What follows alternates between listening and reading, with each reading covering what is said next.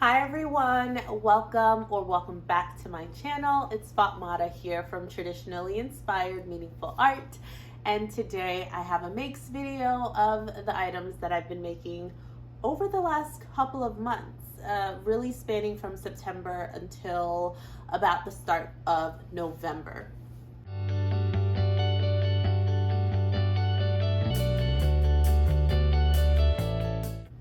So I'm gonna get to this make in a second, but I do want to kind of go in chronological order.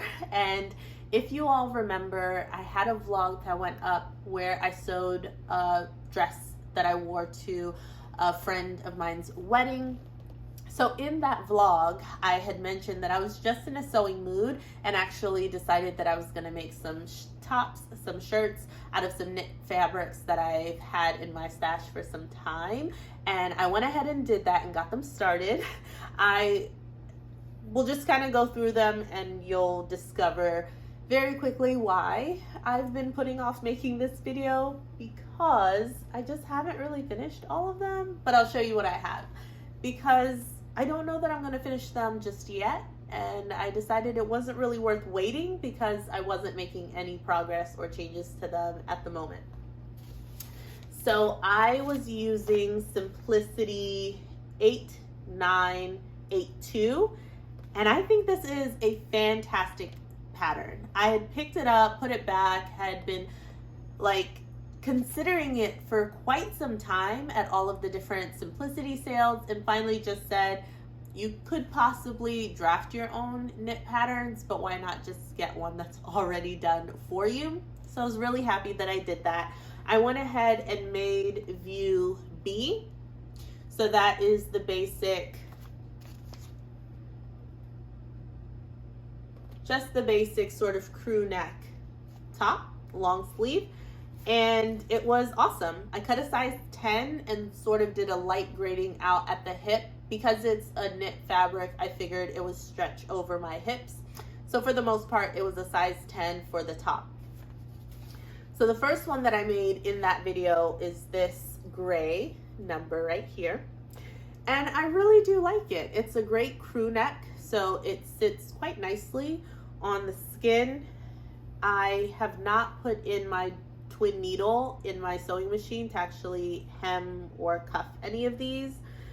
So they're just kind of unhemmed at the moment. I have worn this, I think, in a previous video.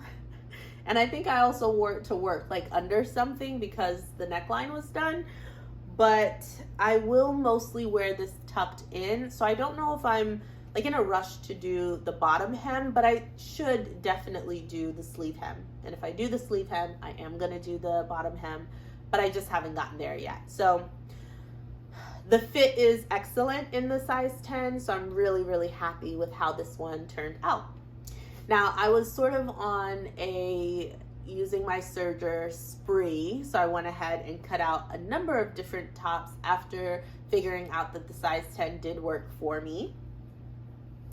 And I made this. I picked up this fabric at G Street Fabric, I think towards the start of the year, and there was about a yard of it. It was in the remnant section, but I just really love the colors, and this material is so soft. I don't know exactly what it is, like what the contents of it is, but it feels awesome.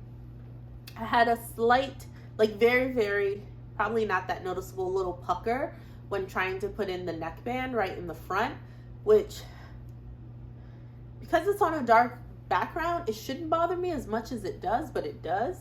And I think what I'm going to end up doing is removing this neckline, because I also don't like exactly where it sits. While it is very similar, if not identical, to the gray one, for some reason, I really feel like this would be better for me as a mock neck, like a little bit higher.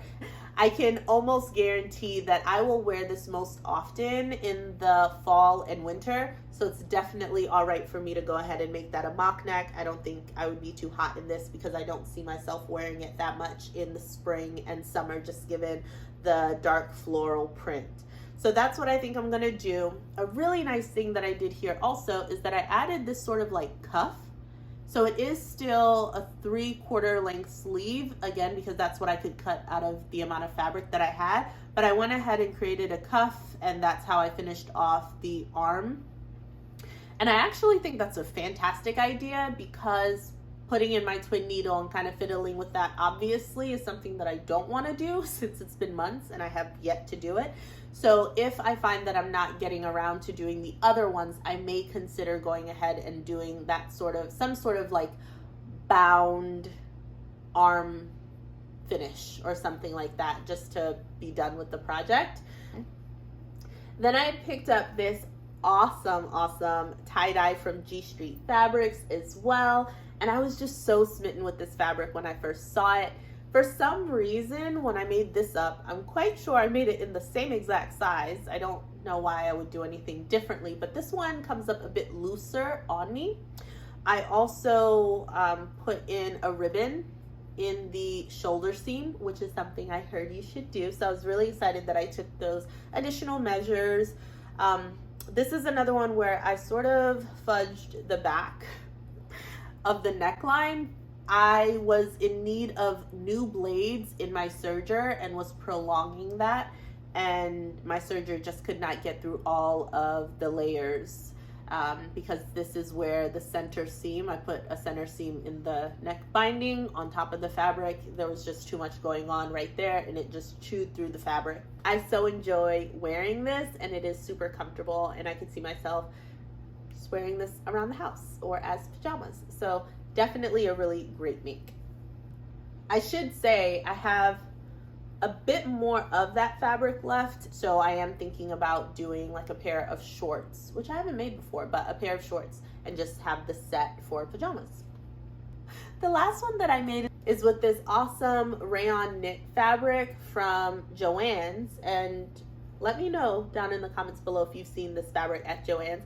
I've seen it for over the past year. It's been in their clearance section at my local Joann's at least, and I fell in love with the colors. I actually bought it like months ago, if not last year at some point, and then returned it because I was thinking about doing like a longer maxi wrap dress, and then felt like the fabric was too light for that, so I took it back and had just been eyeing it ever since. So I just had to get some of it in my stash and decided to make a nice top out of it, because it was definitely super light and drapey, and I guess since it's like rayon in it, maybe a bit more breathable. So something that I could see myself wearing in the warmer months, and the colors definitely call for that. So I was really excited, but I wanted to do something that was a beyond basic from the Everyday Style School, as I've been listening to that.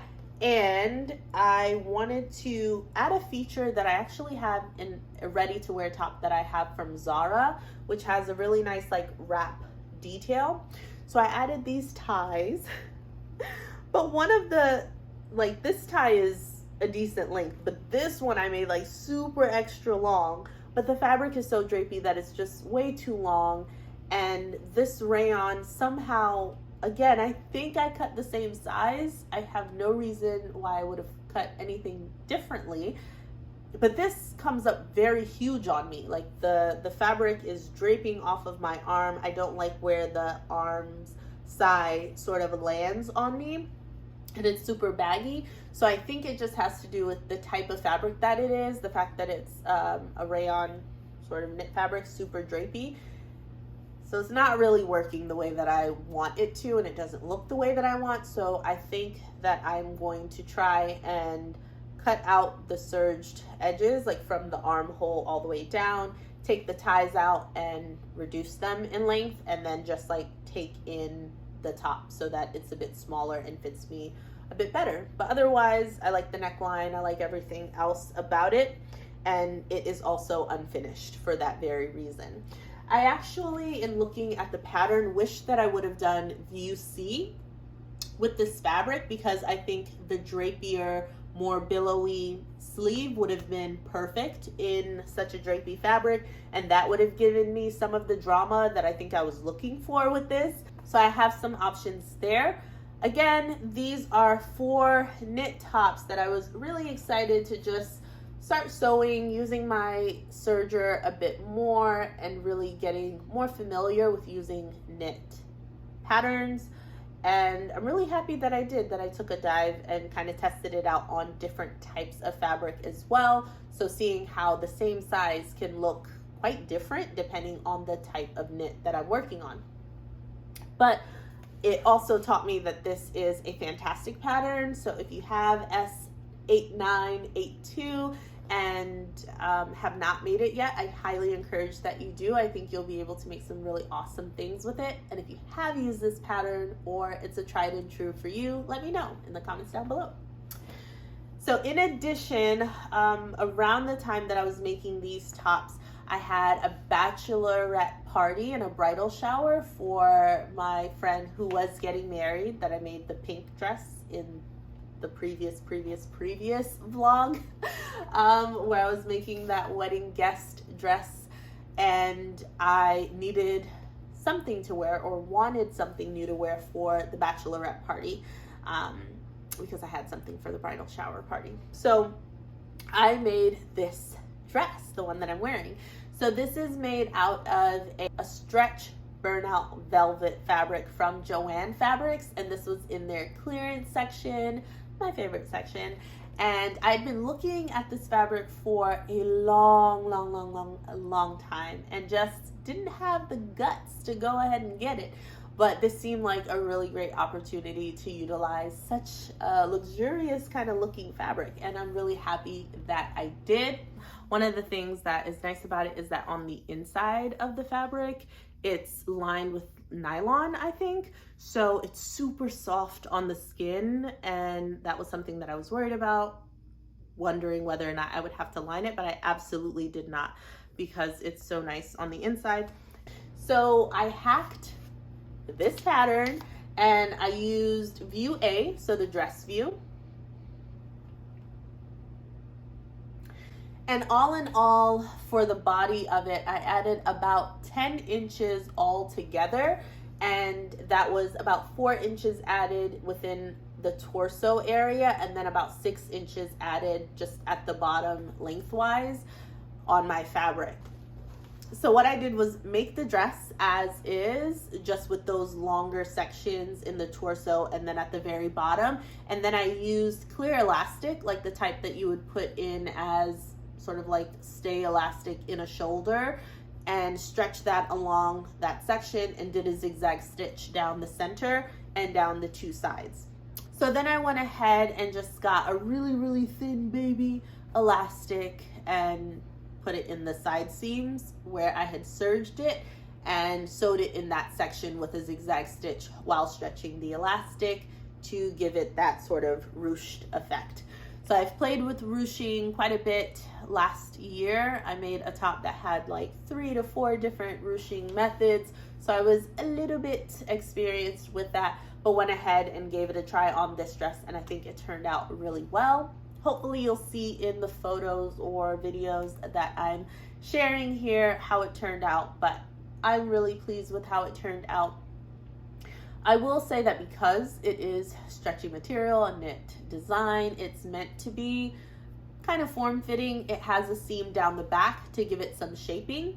And when you're doing ruching, if you've ever tried it, it really does need to be a bit snug in order to catch the curves of your body or the outline of your body, because that's what the gathers or the ruching really attaches to, so you can appreciate them and actually see them. I added a flounce at the very bottom.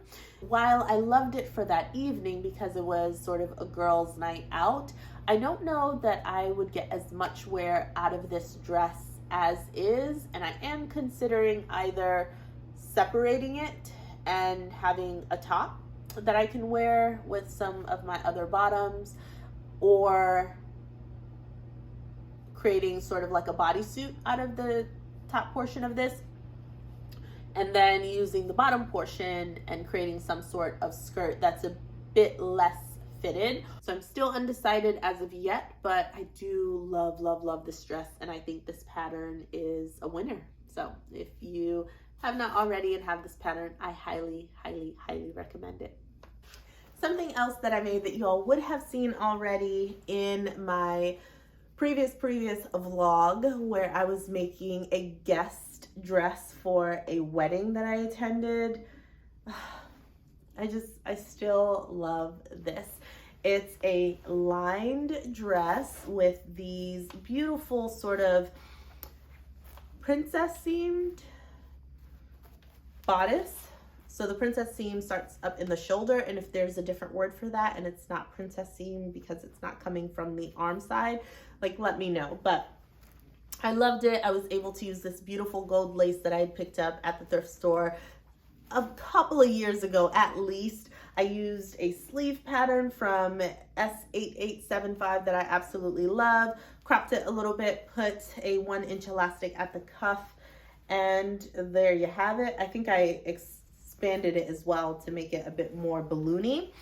I used, I think, part of the S8875 skirt and sort of rounded it out so it could fit as a skirt and not an umpire line, I think. Again, watch that vlog. I showed the entire making process of this. All I want to say right now is that I love it. A lot of work went into this dress, and it felt amazing to wear at my friend's wedding. So next up, I have the pleasure of introducing to you my half and half dress. I really feel like this dress deserves its own separate vlog. Maybe I'll do a review of the pattern that I used to make this, but I would like to at least make the pattern again before I do a full-on review of it. So I will consider that, but it's made. If you watched my birthday fabric haul, the fabrics that I picked up from Mood Fabrics, this was in there, and it still brings me so much joy. So I got this tropical print in 2 colorways, obviously, the ivory and the navy backgrounds. And I really was inspired to use them together. I've seen so many beautiful examples of this from high designer lines, from Farm Rio, from just so many places. And I often have a ton of prints pinned on my Pinterest inspiration board, and I wanted to give it a go. And this just seemed like the right way to do it. This was a viscose fabric, so it was quite taxing to work with. I'm not gonna lie to you guys. Of all of the videos that I've watched on YouTube of people making beautiful things with viscose, I don't quite remember them expressing with as much passion the frustration that they experience in working with such a slippery, light, movie, fidgety fabric. So I was not prepared. I don't even think that when I initially cut out the bodice and skirt pieces that I had spray starched them and ironed them, which I usually do with finicky fabrics when I know that I'm in for trouble. I didn't do that with this. So when I was cutting out the bodice pieces, in addition to the fact that I was already doing a lot of mental gymnastics trying to keep it straight, which pieces I cut, right side, left side, and making sure that I didn't cut the same piece twice out of the fabric, and instead of mirroring them, cutting duplicates. That was a task to kind of keep in my mind, because I was trying to also play pattern Tetris on the fabric to make the most use of the fabric. Because again, if you watch that vlog, I do intend to use the remnants of these fabrics to make other garments. So I was trying to preserve as much of the fabric as possible, which had its own challenges. But all in all, I mean, this is beautiful. Let me tell you what the pattern is. I used B6705. I loosely used View A, and here it is. So some obvious changes that I made. So this pattern calls for the center front to be cut on the fold. I obviously could not do that because I was using 2 different fabrics to do the, effect that I wanted. So I went ahead and cut it flat and accounted for additional seam allowance so that I could sew up the center seam. I made the sleeve a bit shorter because of where I placed it on the remaining fabric after I cut out the bodice and the skirt. I just didn't want to cut out longer than I needed. And I figured that I could always make some sort of cuff with any of the offcuts. Because this skirt does sort of fit and then flare out, you do get some negative spaces, like some remnant fabrics in awkward shapes. So I was willing to use that to do things like a nice little cuff, which I went ahead and made it stretchy. So I did some shearing on the cuff, which is just beautiful. I love that it then creates this beautiful like blouson sleeve with it. It is a 2-part raglan sleeve, so that was fun to sew up, and I French seamed the inside of the sleeve here. I did not French seam the rest of the dress, and that's something that honestly I do regret. I think that would have been the best finish for this type of dress in viscose. So I went ahead and overlocked the edges and just pressed them flat open, which I'll try and turn this inside out so you could get a peek of that later. And the reason why I didn't French seam initially is because I did not make a toile for this, right? I just dove right in and said, I'm going to really check the finished garment measurements and try my best. So I cut a size 10 in the bodice.